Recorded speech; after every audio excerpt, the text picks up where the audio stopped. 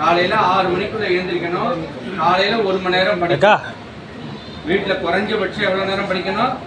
நீங்க கிளம்பி போகணும்னா கூட 1 மணி நேரம் நீங்களா பாட புத்தகத்தை எடுத்து படிச்சாதான் உங்களுக்கு படிக்கும். அதே மாதிரி சாயந்தரம் டியூஷன் வந்துடுங்க. திரும்ப வீட்டுக்கு போய் என்ன செய்யணும்? குறைஞ்சது 1 மணி நேரம் படிக்கணும். இதெல்லாம் எந்த பசங்க செய்யறீங்களோ அவங்க பெரிய ஆளு. இல்லைன்னா நானும் பெரிய ஆளு, என்னால முடியும்னு சொல்லிட்டு புத்தகத்தை வச்சுக்கிட்டா மண்டையில ஏறாது. வெறும் புத்தகத்தில் மட்டும் இருக்கக்கூடாது. உங்களுடைய நடத்தை எந்த இடத்துலையும் எதற்காகவும் மாணவர்கள் பொய் சொல்லக்கூடாது. இதெல்லாம் உறுதியா எடுத்துக்கணும்.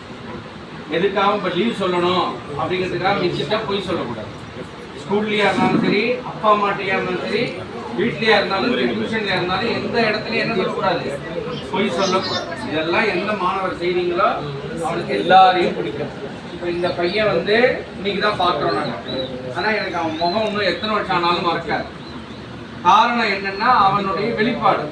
ஒரு விஷயத்தை சொன்னால் எப்படி உள்வாங்கிக்கிறான், அதை எப்படி வெளிப்படுத்துறான். சார் சொன்னார் அவன் வந்து நல்லா பேசுவான் அப்படின்னு. எனக்கு ரொம்ப இதாக இருந்தது. ஆனால் அவன் ஒரு விஷயத்தை சொன்னோன்னா அவன் உள்வாங்கி கொண்டு அதை வெளிப்படுத்திய விதம். அப்போ எல்லாருக்கும் அந்த திறமை இல்லையான்னா எல்லாருக்குமே இருக்கு. ரொம்ப கூச்சப்படுறோம். என்ன பண்றோம்?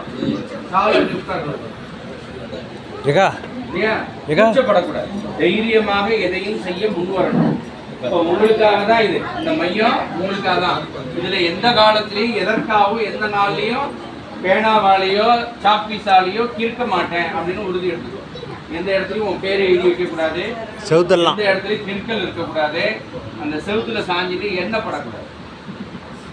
நீங்க டியூஷன் படிக்கும் போது ஆன்னு சாஞ்சிக்கிட்டு காலை நீட்டி போட்டு படிக்க ஆரம்பிச்சிங்கன்னா உங்க தலை எண்ணெய் எல்லாம் செவுத்தல் வந்து இதெல்லாம் செய்யக்கூடாது. எப்போ யார் வந்து பார்த்தாலும் இதே மாதிரி நீங்கள் நீட்டாக அதை இடத்த மெயின்டைன் பண்ணணும். செய்ய முடியுமா?